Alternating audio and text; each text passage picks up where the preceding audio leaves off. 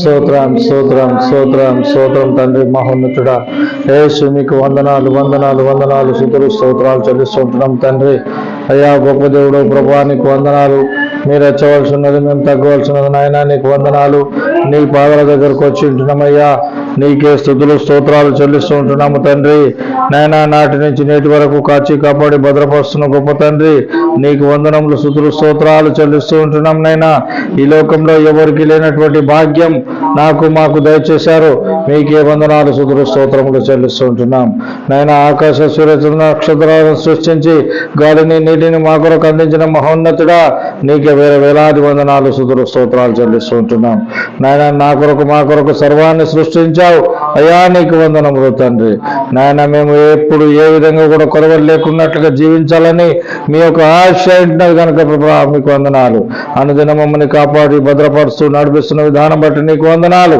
నిన్నటి దినమును చూడలేక ఎంతో మంది ఆయన గతించిపోయినారు, కానీ మమ్మల్ని అయితే సజీవంగా ఉంచారు, మీ పాదాల దగ్గరకు నడిపించారు అయ్యా. నీకే స్తుతులు స్తోత్రాలు చెల్లిస్తున్నాం తండ్రి. నాయన ఇంకా ఎవరైనా బిడ్డలు దొరకబడి ఉంటే వాటిని కూడా రావడానికి సాయం చేయండి. ఆశగల ప్రాణాన్ని తృప్తిపరుస్తానని సెలవించిన గొప్ప తండ్రి, నీకే వందనములు స్తుతులు స్తోత్రాలు చెల్లిస్తుంటున్నాం. నీ మేలనైన చరణైన స్వరం ద్వారా మాతో మాట్లాడమని ప్రార్థిస్తుంటున్నాం. ఈ క్రిస్మస్ శుభ సందర్భాలలో ప్రభా మీరు నాదా ఏదైతే మాట్లాడాలనుకుంటున్నారో దాన్ని మాట్లాడండి. మా హృదయంలో ఉల్లసింపచేయండి, మీ కొరకు జీవింపచేయండి. వాక్యానుసారమైన జీవితం మాకందరూ దయచేసి మీరు మేము పొందమని నజరేయుడు అతి పరిశుద్ధుడైనటువంటి యేసుక్రీస్తు నామములో ప్రార్థిస్తున్నాము తండ్రి. ఆమేన్ ఆమేన్. దేవునికి స్తోత్రం. మీ అందరికీ వందనాలు. మీరందరూ క్షేమంగా ఉన్నారని అనుకుంటున్నాను. ప్రియమైనటువంటి దేవుని బిడ్డలారా, ఈ సందర్భంలో కొంత సమయం మనము దేవుని వాక్యాన్ని ధ్యానిద్దాం.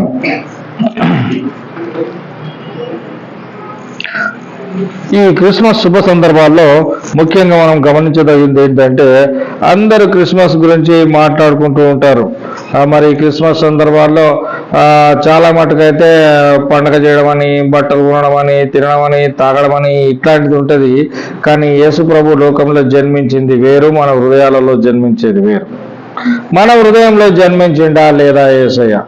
మన హృదయంలో జన్మించకపోతే మనం అడగాలి, ప్రభువా లోకంలో జన్మించినవు నువ్వు, కానీ నా హృదయంలో జన్మించలేదు కదా. నా హృదయంలో జన్మించు తండ్రి. నా హృదయంలో జన్మించాలంటే నేనేం చేయాలి అని మనం ప్రభు దగ్గర అడగాలి. అయితే ముఖ్యంగా లోకంలోనికి యేసయ్య ఎందుకు వచ్చాడు? ఎందుకు ఈ లోకానికి ఆయన రావాల్సి వచ్చింది? ఎందుకు ఆయన రావాల్సి వచ్చింది? ఒక ఉపమానం ఉంటూ ఉన్నది. ఒక ద్రాక్ష తోట యజమాని నేను ఊరికి వెళ్తున్నాను, అంటే బయటికి వెళ్తున్నాను కనుక ఈ తోటను చూడమని ఒక మాలికి అప్పచెప్పాడు. మాలికి అప్పచెప్తే ఆ మాలి ఆ తోటను చూస్తూ పెంచుతూ ఉన్నాడు, రోజు కాపలా కాస్తూ ఉన్నాడు. అది బాగానే ఉన్నది. కొంతకాలం అయిన తర్వాత ఆయన తిరిగి వచ్చాడు. తిరిగి వచ్చినాక నా తోట నాకు ఇచ్చేయరా బాబు అన్నాడు. నా తోట నాకు ఇచ్చేయరా బాబు అని డైరెక్ట్ పంపకుండా అలా పనులను పంపాడు. పనులను పంపితే పనులను చంపేసింటారు. అట్లాగా ఇంకో కొంతమంది పనులను పంపాడు. అందరూ చంపాడు. తర్వాత ఆయన కుమారుని పంపాడు. ఆయన కుమారుని కూడా చంపేశాడు. ప్రియమైనటువంటి దేవుని బిడ్డలారా, ఈ ఉపమానంలో మనం చూస్తున్నది ఏంటంటే, నాటి నుంచి నేటి వరకు కూడా దేవుడు సృష్టికర్త మంచి చేయాలని అనేక రకాలుగా మనుషులను ఆయన ప్రేమించి మనుషుల దగ్గరికి ఎవరినో ఒకరిని రాయబారులుగా పంపిస్తూ ఉన్నారు. చాలా మంది వచ్చారు యేసయ్య కంటే ముందు. ఆ వచ్చిన వాళ్ళందరూ దోచుకుని వారు దొంగలై ఉంటున్నారని యోహాను సువార్త చెప్తుంది. కనుక వారందరూ చంపబడ్డారు. యుద్ధాలైనాయి. యుద్ధాల్లో వీడిని వాడు పొడుచుకున్నాడు, వాడిని వీడు పొడుచుకున్నాడు. మరి ఆ యుద్ధాలు మామూలు యుద్ధాలు కాలేదు, గుర్రపు యుద్ధాలు, రౌతులు ఇవన్నీ జరిగినాయి. రాజులు అంటాం కదా, ఈ రాజులు అనేటోళ్ళు ఇవన్నీ యుద్ధాలు చేసి అన్నిట్లా చెప్పాలంటే ద్రాక్ష పొలాన్ని వదులుకోలేక, అనగా వారికి ఉన్న సుఖాలను వదులుకోలేక వచ్చిన వాళ్ళని అందరినీ చంపేశారు. అట్లా దేవుని బిడ్డలైనటువంటి వారు కూడా చాలా మంది మిషనరీస్ వచ్చారు. మిషనరీస్ని అందరినీ చంపేశారు. తర్వాత ప్రియమైన కుమారుడు యేసుక్రీస్తు వచ్చాడు. యేసుక్రీస్తుని కూడా చంపేశారు. తర్వాత యేసుక్రీస్తుని చంపిన తర్వాత ఇక వీళ్ళు ఇట్లా చేస్తున్నారని చెప్పి ఆయన పరమందున్నటువంటి తండ్రి అయినటువంటి దేవుడు యెహోవా చిట్ట చివరిగా కుమారుని పంపిస్తే కుమారుని కూడా చంపారు. ఎందుకంటే లోకపు ఆశలు వారికి కావాలి కనుక. అందుకనే ఈ కుమారుడైనటువంటి క్రీస్తు ఆయన పోగా తర్వాత మరి ఆయన శిష్యులను కూడా ఈ లోకంలోనికి ప్రవేశపెట్టాడు. ఇప్పుడు ఆయన శిష్యులే దేవుని వాక్యాన్ని బోధించడం, దేవుని దగ్గరికి ప్రభు దగ్గరికి మరి మనల్ని నడిపించడం అనేది చేస్తూ ఉంటున్నాడు. కనుక ఎందుకు ఆయన రావాల్సి వచ్చింది ఈ లోకంలోనికి అంటే పనులను అందరూ చంపేసారు. లోకపు ఆశలు, లోకం నాకు అది కావాలి ఇది కావాలంటున్నారు, అది వద్దురా బాబు అంటే చంపేస్తారు. ఇప్పుడు వైన్ షాప్ మానేయాలన్నాం అనుకో, మానేయాలని ఎవరైతే మొదలుపెట్టింది వాడిని చంపేద్దాంరా ముందని చెప్పి వాడిని చంపేస్తాం. అటు ఏదైతే చేయకూడదు అంటామో అది వారికి నచ్చుతుంది కనుక చంపేస్తాం. అలాగున ఈ యేసయ్య వచ్చిన కార్యం వేరు, పనులు వచ్చిన కార్యం వేరు. పనులు వచ్చారు కానీ చివరికి యేసయ్య వచ్చి ద్రాక్ష తోటను కాపాడాలని వచ్చిండు, ఆయనను కూడా చంపేశాడు. ద్రాక్ష తోట, దట్ మీన్స్ వరల్డ్, ప్రపంచం. ఈ ప్రపంచాన్ని కాపాడాలని ఆయన వచ్చాడు. ఆయన ఎట్లా వచ్చాడు, దేనికోసం వచ్చాడు ఈ తోటకి అని కనుక చూస్తే, నెంబర్ 1 పాపులను రక్షించడానికి వచ్చాడు యేసయ్య. పాపులను రక్షించడానికి. పాపం అంటే ఏమిటి? పాపం అనేటి చాలా ఉన్నాయి. పాపములు అనబడదు, పాపము అనబడుతుంది. పాపములు అనేది అది ప్లూరల్, పాపం అనేది సింగులర్. ఇప్పుడు ఏ పాపము చేసినా అది పాపము కనుక పాపులను రక్షించుటకు ఆయన ఈ లోకానికి వచ్చాడు. మొట్టమొదటిగా పాపము చేయడము అంటే ఆయన ఆజ్ఞను అతిక్రమించడమే పాపం. ఆదాము అవ్వలు ఆయన ఆజ్ఞను అతిక్రమించారు. ఆయన చెప్పింది ఒకటి, వాళ్ళు చేసింది ఒకటి. దాటిపోయారు, ఆజ్ఞ దాటిపోవద్దని చెప్పాడు ఆయన. నేను చెప్పిన ఆజ్ఞ, నా ఆజ్ఞ ప్రకారంగా మీరు జీవించాలి, ఆజ్ఞ ప్రకారంగా పాటించాలి అన్నాడు. మరి ఈ విధంగా యేసుక్రీస్తు రావడంలో ఉద్దేశం ఏంటిదంటే పాపులను రక్షించడానికి, నశించిన దానిని వెదకి రక్షించుటకు. నశించడం అంటే పాపంలో పడిపోవడం, ఈ రోగంలో పడిపోవడం. రోగం వచ్చినవానికి డాక్టర్ అంటారు. మరి ఈ రోగం వచ్చినవానికి డాక్టర్ కావాలంటే ఆ డాక్టర్ ఈ మన పాపాన్ని తీసేరేడు కనుక ప్రభు అయినటువంటి యేసుక్రీస్తు ప్రభుల వారు ఈ లోకానికి వచ్చి మానవాళి పాపాలను తీసేయడానికి ఆయన వచ్చాడు. పాపులను రక్షించడానికి వచ్చాడు. దుష్టులను, నీచులను, దుర్మార్గులను రక్షించడానికి ఆయన వచ్చాడు. అనగా ఈ పాపులను రక్షించడానికి లోకానికి వచ్చాడు. పాపులు ఎవరయ్యా అంటే దేవుని వాక్యమైనటువంటి రోమాపత్రిక సెలవిస్తుంది ఏంటంటే, ఒక్కడు నీతిమంతుడు లేడు, అందరూ పాపం చేసి తోవ తప్పిపోయి ఉన్నారు అంటాడు. ఒక్కడు నీతిమంతుడు లేడు. నీతిమంతులు ఎవరైనా ఉన్నారా అంటే నేనున్నాను ముందుకు రమ్మని ఎవరైనా వస్తారేమో, ముందుకు రాలేరు. ఎందుకంటే నీతిమంతులుగా లేరు అంటే పాపంలో జీవిస్తున్నారు అని అర్థం. యేసయ్య అన్నాడు మీరు పాపంలో జీవించొద్దు, నీతిమంతులుగా జీవించాలి అన్నాడు. మీరు ఎవరైనా నన్ను వెంబడించినట్టు కనుక అయితే అన్ని వదులుకోవాలన్నాడు. అన్ని వదులుకుంటారా? ఏది వదులుకోరు. యేసయ్యను వెంబడిస్తారు, యేసయ్యను ఆరాధిస్తారు, అన్ని వదులుకోరు. మన తిండి వదులుకోరు. తిండి వదులుకోమంటే తిండి వదులుకోమని కాదు, నువ్వు బాగా తిండిపోతూ అయితే గొంతుకు కట్టి పెట్టుకో అన్నాడు ఆయన. బాగా తిండిపోతూ అయితే గొంతుకు కట్టి పెట్టుకో అన్నాడు. అంటే నేను చంపుకోరా అని, తిండిపోతూ అంతగానం ఎందుకు తింటావు, చంపుకో అని. అంటే గొంతుకు కట్టు పెట్టుకోమన్నాడు ఆయన. కనుక ఏమంటాడంటే ఆయన తిండిపోతులు కావద్దు, తిండిపోతులు అయితే నువ్వు పాపం చేస్తావు, ఆయన ఆజ్ఞను మితిమీరుతావు. ఆయన ఆజ్ఞ ఏమన్నాడు? తగు వస్త్రములు ధరించండి అన్నాడు. నువ్వు సోకు వస్త్రాలు ధరిస్తే మళ్ళీ పాపం నేను వెంబడిస్తుంది. అబ్బా ఈమె డ్రెస్ బాగుందిరా, అబ్బా ఈమె బాగుందిరా ఈ డ్రెస్లా అంటారు. అంటే ఏమైపోతుంది? పాపం మొదలవుతుంది. అది వద్దండి ఆయన. పాపంలో ఎట్లా పడిపోతావు నువ్వు అంటే, ఒకటి ఆజ్ఞ తప్పితే పాపంలో పడిపోతావు. రెండవది ఆయన చెప్పినట్టు వినకుండా నీ వేషంతో పాపంలో పడిపోతావు, నీ మాటతోటి పాపంలో పడిపోతావు, నీ చూపుతోటి పాపంలో పడిపోతావు, నీ నడకతోటి, నీ ప్రవర్తనతోటి పాపంలో పడిపోతావు నువ్వు. అందుకని సామెతల గ్రంథంలో అంటాడు ఆయన, నువ్వు నీ యొక్క ఏమంటాడు అది సమస్తం యావత్తు ఆయన అధికారంకి అప్పచెప్పమంటాడు. నువ్వు దేవునికి అప్పచెప్పినట్టు కనుకైతే నువ్వు పాపంలో పడవు. మనం దేవునికి అప్పచెప్పం కదా, మనం లోకంలోనే ఉంటాం. మా సోకు మాకుంటుంది, యేసయ్య మాకు కావాలి. అరే నీ సోకు వద్దంటలేడు ఆయన. లిమిట్ ఉండాలి, లిమిట్ లిమిట్ లిమిట్ అంటే అర్థమైందా? రోడ్ల మీద బోర్డులు చూస్తాం మనం, 40 కిలోమీటర్లు మాత్రమే లిమిట్ పోవాలని ఉంటుంది. 40 కిలోమీటర్లు దాటితే యాక్సిడెంట్ అవుతుందని అర్థం. నువ్వు బట్టలు కట్టుకోవద్దు అనలే ఆయన, కట్టుకోండి కానీ తగుమాత్రం వస్త్రాలు కట్టుకోండి. ఎక్కువ సోపు చేయకండి, ఎక్కువ ఖర్చులకు పోకండి. 300 చీర కట్టుకున్నా ఒకటే, 10,000 చీర కట్టుకున్నా ఒకటే.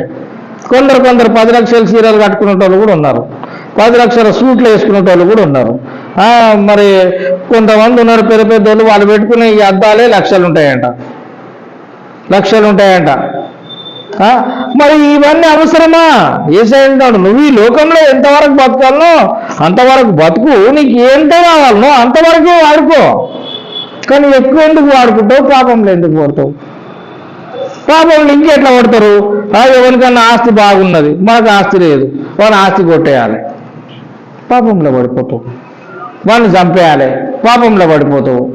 వాడిని తిట్టాలి, వాడిని కొట్టాలి అని మనం ముందడికి రానియొద్దు, పాపంలో పడిపోతావు. మొట్టమొదటిది ఆజ్ఞ, ఆయన ఆజ్ఞ పాటిస్తలేవు నువ్వు, కనుకనే నువ్వు పాపంలో పడిపోతున్నావు. తిండిల పాపంలో పడిపోతున్నావు, నీ దృష్టిల పాపంలో పడిపోతున్నావు, వినికిడ్ల పాపంలో పడిపోతున్నావు. నువ్వు చేసే కార్యంలో, చేతుల కార్యంలో, కాల కార్యంలో, నీ మనసులో అన్నిట్లలో నువ్వు పాపంలో పడిపోతున్నావు. పాపంలో పడిపోయి లోకంలో ఎంజాయ్ చేద్దాం అనుకుంటున్నావు. అందుకే ఆయన వచ్చాడు, వద్దురా బాబు ఎంజాయ్ అన్నాడు. వద్దురా అంటే ఆయన చంపేస్తాడు. ఈ దినాలల్లా మరి సేవకులు పోయి మంచి మాటలు చెప్తుంటే సేవకులను కూడా హత్య చేస్తున్నారు. కారణం ఏంటిది? మంచి మాటలు చెప్తున్నాం, వినపడతలేదు. నీకు మంచి మాటలు చెప్తే నీకు ఒంటికి ఎక్కలేదు, అది నీ చెవునికి ఎక్కడం లేదు, కనుక ఇబ్బంది పెడుతున్నారు. That is number 1. పాపం. ఇట్లాంటి పాపం చేసేవాళ్ళ కొరకే ఆయన వచ్చిండు. ఈ పాపం చేసే వాళ్ళందరూ నశించిపోతున్నారు, నరకానికి పోతారు. ఈ నరకానికి పోవద్దని చెప్తున్నాం మేము. ఇప్పుడు వాడు మా అన్న కాదు, మా తమ్ముడు కాదు, మా చుట్టం కాదు. నేను పోయి వాడి కొరకు ప్రార్థన చేసి నువ్వు పాపంలో పడకురా, నువ్వు నరకంలో పోకురా, నువ్వు యేసయ్య దగ్గరికి రా అని చెప్తే తప్పులేదు కదా. వాడంటాడు, నువ్వు నన్నెందుకు ఇది చేస్తున్నావు, నువ్వు నన్నెందుకు రమ్మంటున్నావు, నన్నెందుకు రక్షణలోనికి రమ్మంటున్నావు, నేను రానంటాడు. నువ్వు రాకపోతే చెప్పేది నా బాధ్యత చెప్తున్నా, ఇంటేను లేకపోతే వినకు. పాపంలో పడిపోతున్నది లోకమంతా, దానికోసం యేసయ్య వచ్చాడు కాపాడడానికి. నెంబర్ 1. నెంబర్ 2 ఏంటంటే బీదలకు సువార్త ప్రకటించుటకు అన్నాడు. ఇక్కడ బీదలకు సువార్త ప్రకటించుటకు అంటే బీదలు అంటే ఎవరు? డబ్బు లేని వాళ్ళ, తెలివి లేని వాళ్ళు అని అర్థం. బీదలు అంటే తెలివి లేని వాళ్ళు, జ్ఞానం లేని వాళ్ళు, మూర్ఖులు. వాళ్ళకు సువార్త ప్రకటించడానికి వచ్చాడు ఆయన. మూర్ఖులు, వాళ్ళకు సువార్త ప్రకటించడానికి వచ్చాడు. మరి సువార్త ప్రకటించినప్పుడు దేని కొరకు వీళ్ళు మాట్లాడుతున్నారు అనేది వినాలి కదా. అయ్యా మేము మీ ఊరికి సువార్త ప్రకటించడానికి వచ్చినామంటే మా ఊర్లో సువార్తే ప్రకటించొద్దు, మా ఊర్లో మందిరమే ఉండొద్దు, మా ఊరికి క్రైస్తవులే రావద్దు. ఏం చేస్తున్నాం మేము వచ్చి? నీకు మంచి మాట చెప్తున్నాం, మంచి మాట చెప్తా, నీకు వినపడతలేదు. బీదలకు సువార్త. బీదలంటే డబ్బు లేనోళ్ళు కాదు, బుద్ధి లేనోడు, తెలివి లేనోడు, గ్రహించలేనోడు, వానికి దేవుని వాక్యం ఎక్కుతలేదు, వాని వంట పడతలేదు. అలాంటి వాళ్ళకు చెప్పడానికి యేసయ్య మరి ఈ లోకంలోనికి వచ్చాడు. ప్రియమైనటువంటి దేవుని బిడ్డలారా, అంత మాత్రమే కాకుండా అపవాది క్రియలను లయపరచుటకు వచ్చాడు. అపవాది క్రియలేంటి? అపవాది ఏం చేస్తాడు? మనల్ని మోసం చేస్తాడు, మనకు తాగుడు నేర్పిస్తాడు, మనకు సినిమాలు చూపిస్తాడు, మనకు బీడీలు తాగిపిస్తాడు, మనకి ఇంకేమేమో చేస్తాడు, జూదాలు ఆడిపిస్తాడు, ఇంట్లో పోట్లాటలు పెడతాడు, భార్యాభర్తలకి ఇంట్లో పోట్లాటలు పెడతాడు, పిల్లలకి తల్లిదండ్రులకి, అన్నదమ్ములకు పోట్లాటలు పెడతాడు, పెట్టి భూముల దగ్గర, ఇండ్ల దగ్గర కొట్లాటలు, పంచాదులు ఉన్నాయా లేవా లోకంలో? ఉన్నాయి. ప్రతి ఒక్క అన్నదమ్ములు ఆస్తుల కోసం కొట్లాడుతారు, ఇది నా ఆస్తి, అది నా ఆస్తి. వీళ్ళు ఏం చేస్తున్నారు అంటే అపవాది క్రియలలో పాలు పంచుకుంటారు. వీళ్ళు అరే పోతే నీ తమ్ముడు తీసుకున్నాడేమో, వదిలేరాదు పోయి, వదిలేయి, పోతే పోయింది. నీ తమ్ముడిని ఎందుకు వదులుకుంటావు నువ్వు? లే పట్టగాదు, ఆడు పోయినా పర్వాలేదు, ఆడు నాతో మాట్లాడేది పర్వాలేదు, నా ఆస్తి నాకు కావాలి, నా ఆస్తి నాకు కావాలి. అరే వాడు నీ అన్న అవుతాడు రా, నీ తమ్ముడు. అవన్నీ ఏం లేవు, వాడు చిన్నగా ఉన్నప్పుడు అది అంతా, ఇప్పుడు ఏం లేదు. ఒక ఆయన అన్నాడు, ముగ్గురు అన్నదమ్ముడు, ఒక చెల్లెలకి అన్నాడు ఆయన, ఒక్కటే చెల్లె కదరా మనకి, మనం తలా ఇంత ఆమెకి ఇద్దాం. ఇచ్చుడు అట్లాంటి ఏం లేదు అంటాడు ఒకడు. ఇంకోటి అంటాడు, అరే బల చెప్తావా నువ్వు పెద్ద మనిషివి, ముగ్గురు ఉన్నారు కదా, బల చెప్తావా నువ్వు పెద్ద మనిషివి, ఆమెకి ఎందుకు ఇస్తాం మేము? అరే ఒకటే చెల్లెలు కదరా మనకి, మన నాయన సంపాదించిన ఆస్తి మనకు ఉన్నది, కొద్దిగా ఇద్దాం వాళ్ళకి వెళ్ళి. 3 వంతులు ఇప్పుడు 4 వంతులు ఇవ్వాలి, 4 వంతులు కాకపోయినా ఒక 10% అని ఇద్దాం. లేదు ఇచ్చారు లేదు. వాళ్ళు మీతో సరే తీసుకోమని రాసిచ్చారు. అందులో కూడా ఏమంటాడు, అట్టెట రాసిస్తారు మీరు, నీళ్ళు ఇచ్చుకో, నాదెందుకు ఇస్తావు అని పోలీస్ స్టేషన్ కేసు పెట్టి కేసు నడుస్తూనే ఉన్నది, కొట్లాడుతూనే ఉన్నాడు. నా స్థలం నాకు కావాలి. అది ఎంత స్థలం అనుకుంటున్నారు? ఒక్కటే గజం, ముగ్గురు మధ్యలో 1 గజం వదులుమన్నారు. వదిలడంటే ఆయన 1 గజం వదిలే, నేను నా 20% నాకు ఇచ్చి. ప్రియమైనటువంటి అన్న చెల్లెళ్ళు, అన్న తమ్ముడు, దుష్టుని కార్యం ఇది. దుష్టుడు చేస్తాడు ఇవన్నీ, వానికి పోట్లాటలు పెట్టడమే వాడి ఇష్టం. కలహభోజకుడు అంటారు అంటే వానికి వీనికి కొట్లాట పెడితేనే కడుపు పెడుతుంది వాడికి. ఆడి పేరు తినోడు, ఇద్దరికి కొట్లాట పెట్టిండు అనుకో, అమ్మయ్యా కడుపు నిండిపోయే వానికి. ఇక అట్లా వాడే దుష్టుడు. ఆ దుష్టునికి ఎట్లా అంటే, ఎవరికన్నా పోట్లాట పెడితే వాళ్ళు పోట్లాడుకుంటుంటే వీడు చూస్తుంటే సంతోషంగా ఉంటుంది వీనికి. అట్ట కొట్రా అని అది మైండ్ ఎట్లాంటిది అంటే, ఇలాంటి మైండ్, అపవాది చేస్తున్నాడు అవన్నీ, దుష్టుడు కలగజేసేటటువంటి క్రియలు. అది అపవాది క్రియలు లయపరచుటకు ఇట్లాంటి కార్యాలని మన లోపలికి వెళ్ళి తీసేయడానికి యేసయ్య లోకానికి వచ్చాడు. ప్రియమైనటువంటి దేవుని బిడ్డలారా, అది మనం గమనించాలా. ఇక 4వది చూస్తే, లోకమంతా రక్షించాలని ఆయన ఈ లోకానికి వచ్చాడు. లోకమంతా రక్షించాలి. ఏ ఒక్కడు కూడా సువార్త వినకుండా ఉండొద్దు. ప్రతి ఒక్కడు సువార్త వినాలి, సువార్త అంగీకరించాలి. వాడు పరలోకానికి వారసుడు కావాలి, పరలోకానికి రావాలి. ఇప్పుడు ప్రతి ఒక్కరికి సువార్త చెప్పాలి మనం. ప్రతి ఒక్కరు రక్షింపబడాలని దేవుని కోరిక, కానీ ప్రతి ఒక్కరు రక్షింపబడటం లేదు. నాకు సువార్త అవసరం లేదు.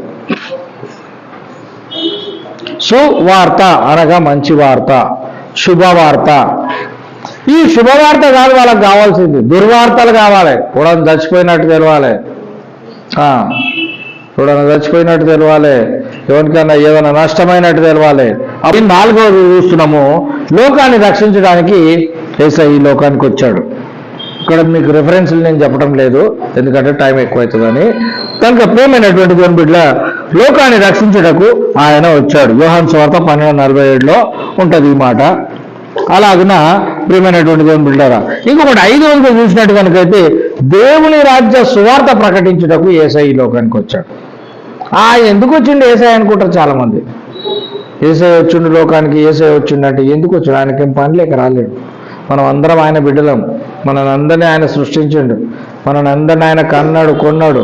కనుక మనం నశించిపోవడం ఆయనకి ఇష్టం లేదు. అందరు ఆయన బిడ్డలుగా ఉండాలి, అందరు పరలోకం రావాలి, అది ఆయన కోరిక. ఇప్పుడు మన ఇంట్లోకి వెళ్ళిన పిల్లలందరూ, ఇప్పుడు మనకు 4 పిల్లలు ఉన్నాడు అనుకుందాం, మన ఇంట్లోకి వెళ్ళి బయటికి వెళ్ళిపోయినాక మళ్ళీ అందరూ మన ఇంటికి రావాలని కోరుకుంటామా? ఒకడు అక్కనే పోయాలని కోరుకుంటామా? మన ఇంటికి రావాలని కోరుకుంటాం కదా. మనకు 4 పిల్లలు ఉన్నారు, బయటికి వెళ్ళారు, మళ్ళీ వాళ్ళు ఇంటికి రావాలి. అదే విషయాన్ని మధ్యలో చెప్తున్నాం. అరే బాబు ఇక్కడ ఎందుకు తిరుగుతున్నావురా, మీ ఇంటికి పో అని మధ్యలో చెప్తాం. నువ్వెవరు మా ఇంటికి పొమ్మని నీకు అంటే అర్థం ఏంటిది? పొమ్మన్నప్పుడు నువ్వు ఇల్లు మర్చిపోయినావు, నువ్వు ఏదో పిచ్చి పనులు చేస్తున్నావు, ఇక్కడ ఇంటికి పోమని చెప్తున్నాం. ఇంటికి పోవాలి. కొందరు ఉంటారు రాత్రిలో కనిపిస్తారు అనుకో, అరే బాబు నువ్వు పలానాయన కొడుకు కదా, ఈ 12 గంటలకు ఏం చేస్తున్నావురా ఇక్కడ, ఇంటికి పో బాబు, ఇంటికి పో అని చెప్తే, నాకు చెప్తాడు. పక్కింటి ఆయన చెప్తే, వీడేంది నాకు చెప్తాడు, చెప్తాడా? మంచి మాట చెప్తున్నాడు, చెడ్డ మాట చెప్పడం లేదు కదా, వింటే నీకేంటి బాధ? వినాలి, అది విషయం. కనుక ఆయన దేవుని రాజ్య సువార్త ప్రకటించడానికి వచ్చాడు. ఎందుకు వచ్చాడు భూమి మీదకి అంటే దేవుని రాజ్య సువార్త. దేవుని రాజ్యం ఎలా ఉంటుంది? దేవుని రాజ్యంలో సుఖశాంతులు ఉంటాయి.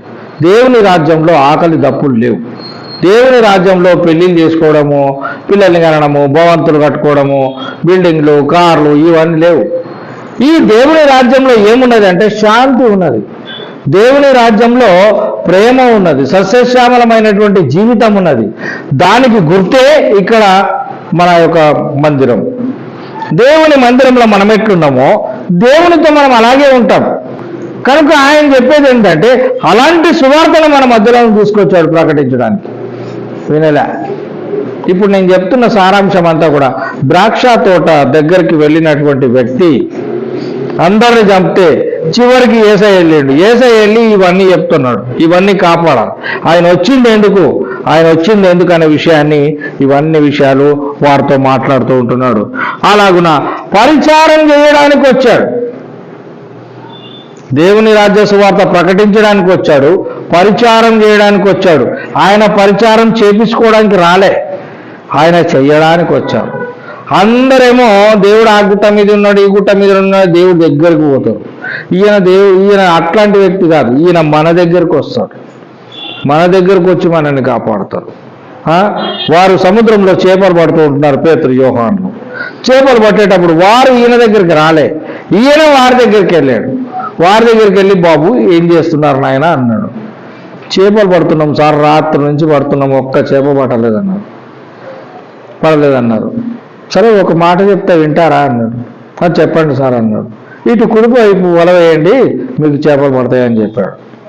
అక్కడ శిష్యులు మాట్లాడకుండా వల వేసారు, చేపలు పడ్డాయి.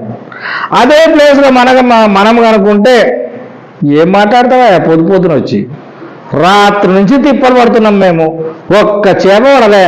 నువ్వు ఒకటి మధ్యలో వచ్చి ఏదో చెప్తావు, ఇటేవి అటేవి అని చెప్తున్నావు. మాకు తెలియదా? మేము చేపలు పట్టేటోళ్ళం, మాకు ఆ కాలం నుంచి ఈ కాలం దాకా మాది ఇదే వృత్తి. మాకు ఏ సందులో ఇస్తా పడుతుందో, ఎక్కడ ఇస్తా పడుతుందో మాకు తెలియదా?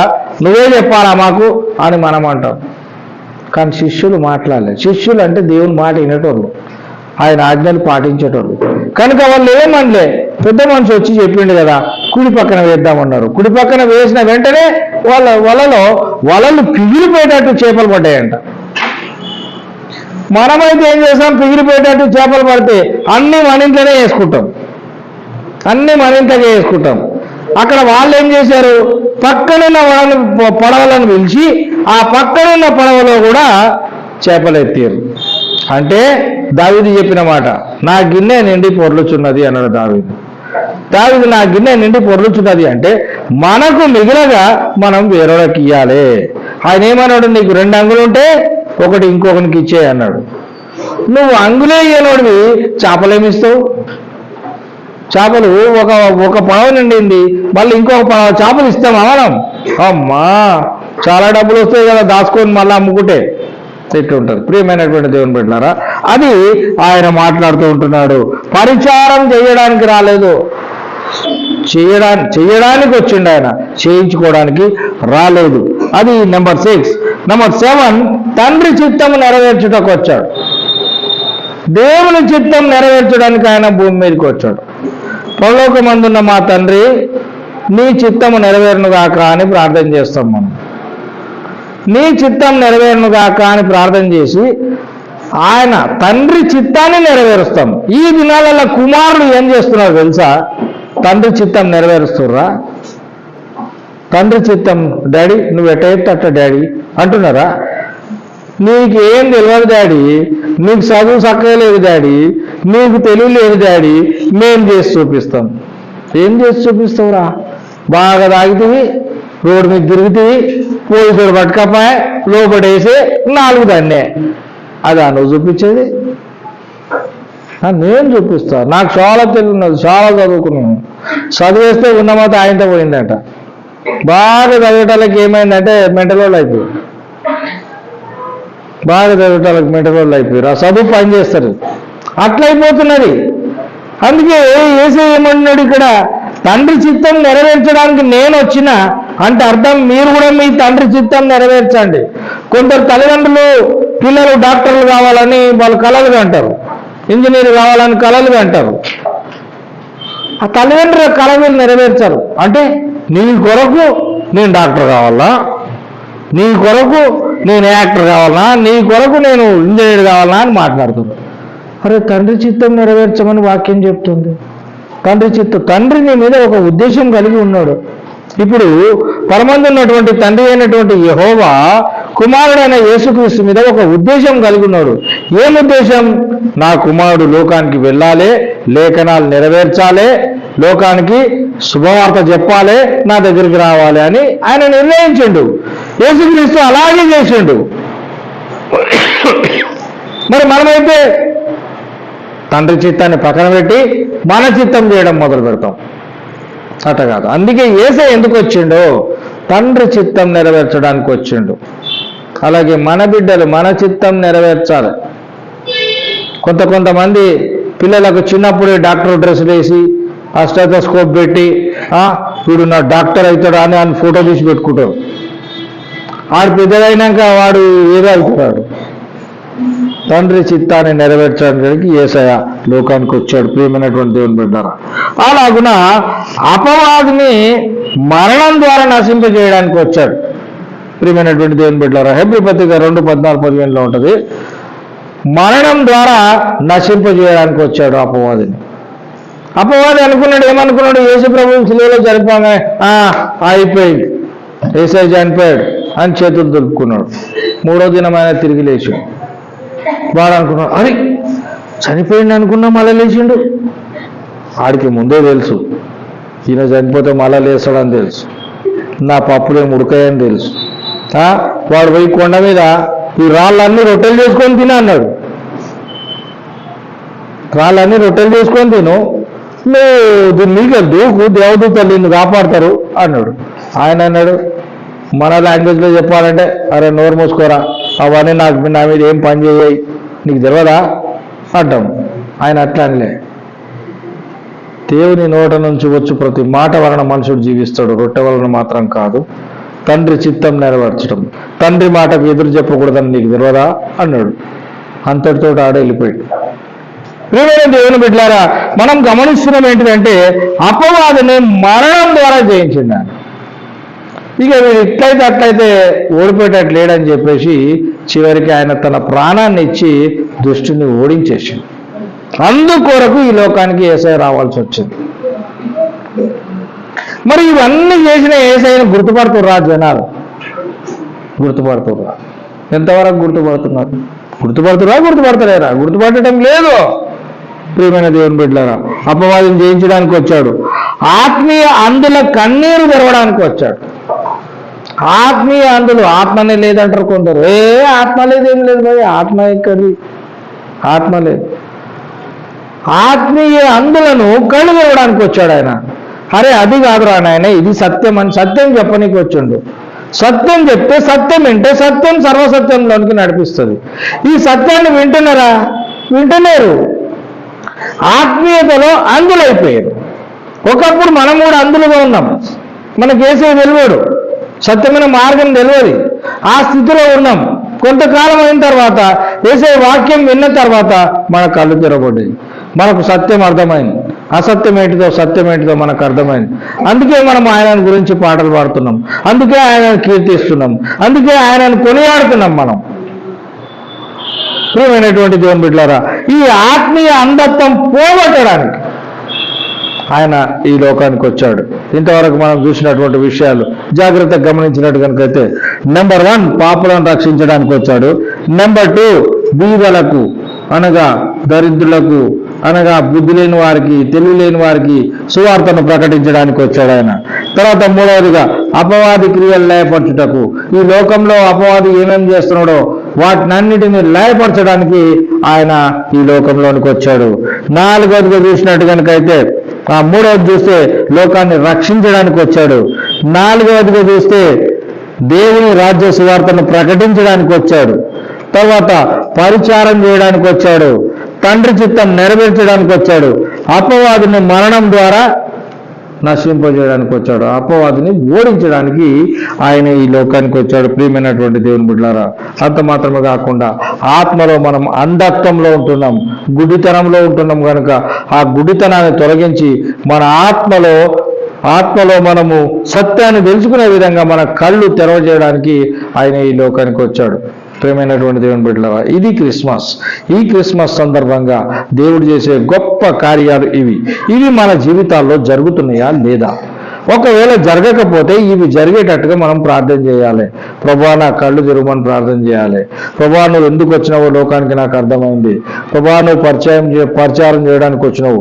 ప్రభువా, నువ్వు పాపలను రక్షించడానికి వచ్చినావు కనుక తండ్రి, మరి నాలో ఉన్న పాపం కూడా నువ్వు తొలగించేసేయి, నేను నీ కొరకు జీవించేటట్టు నాకు సహాయం చేయి అని మనం ప్రార్థన చేస్తే ఆయన మనకు సహాయం చేస్తాడు, మనల్ని నడిపిస్తాడు, మనతో కూడుండి మనల్ని కాపాడి భద్రపరిచి జీవింపజేస్తాడు. మనకి ఏం కావాలో అవి కూడా మనకు ఆయన అందజేస్తాడు. అలాగే ప్రభు అయినటువంటి క్రీస్తు నన్ను మరి ఆయన ఆధీనంలో దాచిపెట్టి నడిపించును గాక.